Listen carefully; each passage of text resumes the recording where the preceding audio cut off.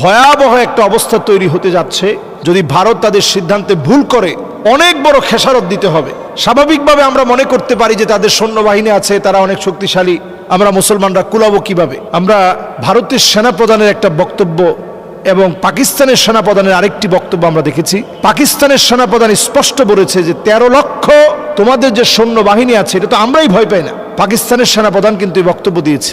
আমি ক্রমশ যে দৃশ্যপট তৈরি হতে দেখছি, এই দৃশ্যপটগুলা কিন্তু মুসলমানদের মধ্যে উত্তেজনা ছড়িয়ে দিবে এবং একটা সময়ে মুসলমান আসলে নিজেরা কখনো যুদ্ধ করতে চায় না, যুদ্ধ করার জন্য তারা আমাদেরকে উদ্বুদ্ধ করে। ঠিক এমন একটা সময় আসবে যখন মুসলমানদের টাকনু পর্যন্ত রক্ত পৌঁছে যাবে। আমি তো দেখতে পাচ্ছি দেওয়ালে মুসলমানদের পিঠ ঠেকে গেছে। চীন যত বেশি ভারতের বিরোধিতা করবে, বাংলাদেশের সাথে যত বেশি সম্পর্ক মজবুত করবে, তত বেশি গজওয়ে হিন্দের সঙ্গে যে বিজয়ের কথা নবীজি সাল্লাল্লাহু আলাইহি সাল্লাম যুদ্ধের পরে বলেছেন, এটি মুসলমানদের সন্নিকটে চলে আসবে। আজকের পৃথিবীর প্রেক্ষাপট তাই বলছে যে খুবই রিসেন্ট ভয়াবহ একটা অবস্থা তৈরি হতে যাচ্ছে। যদি ভারত তাদের সিদ্ধান্তে ভুল করে অনেক বড় খেসারত দিতে হবে। স্বাভাবিকভাবে আমরা মনে করতে পারি যে তাদের সৈন্যবাহিনী আছে, তারা অনেক শক্তিশালী, আমরা মুসলমানরা কুলাবো কিভাবে। পাকিস্তানের সেনাপ্রধানের যে বক্তব্যে তিনি বলেছেন যে 13 লক্ষ সৈন্যকে আমরাই তো ভয় পাই না। আমরা তো মুসলমান সেই জাতি।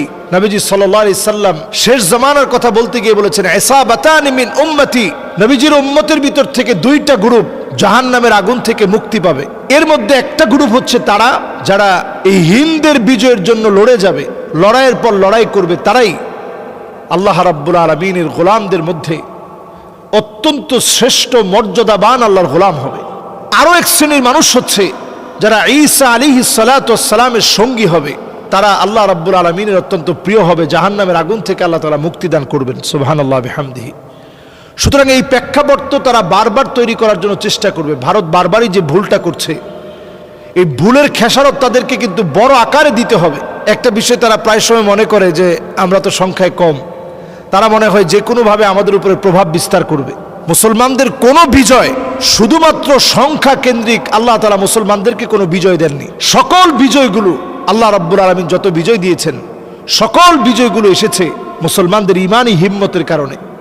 আমরা দেখেছি আমাদের বোন যারা এখনো হিজাব করছে, ভারতে হিজাব টেনে খুলে ফেলা হচ্ছে, অটোর মধ্যে বসা আছে, পিটিয়ে হেঁচড়িয়ে নামানো হচ্ছে, চিৎকার করে দৌড়ে চলে যাচ্ছে। এই দৃশ্য যখন ভারতে শুরু হয়েছে, আপনি দেখেন ঠিক একইভাবে ফিলিস্তিনের মাজলুম মুসলমানদের সাথে সাথেই ভারতে মুসলমানদের উপরে চরম নির্যাতন চালানো হচ্ছে। তারা যেখানে রাম মন্দির করেছে কোটি কোটি টাকা খরচ করে, সেই রাম মন্দিরের মধ্যে ফাটল ধরেছে।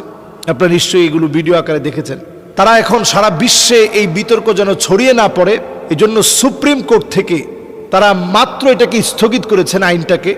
কিন্তু সংশোধিত এই ওয়াকফ সংক্রান্ত আইনকে যদি এখন নতুন করে সিদ্ধান্ত নিয়ে যদি বাতিল করা না হয়, পূর্বের অবস্থানে যদি ফিরিয়ে দেওয়া না হয়, তাহলে এই সংঘাত কিন্তু ভারী থেকে ভারী হয়ে যাবে এবং এটাই গজওয়ে হিন্দের দিকে নিয়ে যাবে। এই সংঘাত কিন্তু থামার না। এই সংঘাত যদি তারা নিজ হাতে লাগায়, তাদের পতনটাও খুব স্বল্প সময়ের ভিতরে ইনশাআল্লাহ সুনিশ্চিত হবে। আপনারা দেখে রাখবেন, কারণ মুসলিম তো সেই সে জাতি, তাদেরকে আল্লাহ তাআলা ইমানি হিম্মতের কারণে বিজয় দান করেন। ইমানি হিম্মতের কারণে মুসলমানরা বিজয় অর্জন করে। ইনশাআল্লাহ আল্লাহ তাআলা ঠিকই আমাদেরকে বিজয় দান করবেন। আমরা যারা বাংলাদেশে বসবাস করি, আমরাও যদি তাদের এই কাঙ্ক্ষিত লক্ষ্যে মুসলমানদের সঙ্গে যদি আমরা না থাকি, মুসলমানের কাঙ্ক্ষিত লক্ষ্যে কিভাবে পৌঁছাবে? এই সময়ে অন্তত আমাদের ভাইদের ব্যাপারে মার্চ ফর গাজা যেভাবে করা হয়েছে, ঠিক একইভাবে মার্চ ফর বেনাপোল করা উচিত। আরেকটা মুসলমানকে যদি আঘাত করা হয়, তার ব্যাপারে প্রতিবাদের কণ্ঠস্বর যেভাবে মার্চ ফর গাজা আমরা করেছি, প্যালেস্টাইন সলিডারিটি মুভমেন্টের ব্যানারের মধ্যে আমরা যেভাবে মার্চ ফর গাজা করেছি, আমরা মার্চ ফর বেনাপোল করা উচিত। আর একটা জায়গায় যদি মাদ্রাসা মসজিদে আঘাত হয়, এর প্রতিবাদে কথা বলা, আওয়াজ তোলা, এটা মুসলমানের দায়িত্ব। কাজী ইনশাআল্লাহ সকল জায়গা থেকে আওয়াজ উঠবে। আমরা যেভাবে ফিলিস্তিনের মাজলুমদের পক্ষে কথা বলেছি, ভারতের মাজলুমের পক্ষে আমরা দাঁড়াতে হবে, মুসলমানদের পক্ষে দাঁড়াতে হবে। মসজিদ মাদ্রাসায় হামলাকারীদের দৃষ্টান্ত বিচারের জন্যে সারা পৃথিবীতে একটা আওয়াজ তুলতে হবে। ভারতের অসংখ্য লোক আমাদের মিডল ইস্টে তারা কাজকর্ম করে খায়। যে দেশ নিজেরা স্বয়ং সম্পন্ন না, সে দেশের মানুষ আমাদের মুসলমানদেরকে আঘাত করছে। এই বিষয়ে জোরালো প্রতিবাদ এখন থেকে শুরু হওয়া উচিত। আল্লাহ আমাদেরকে বোঝার তৌফিক দান করুক।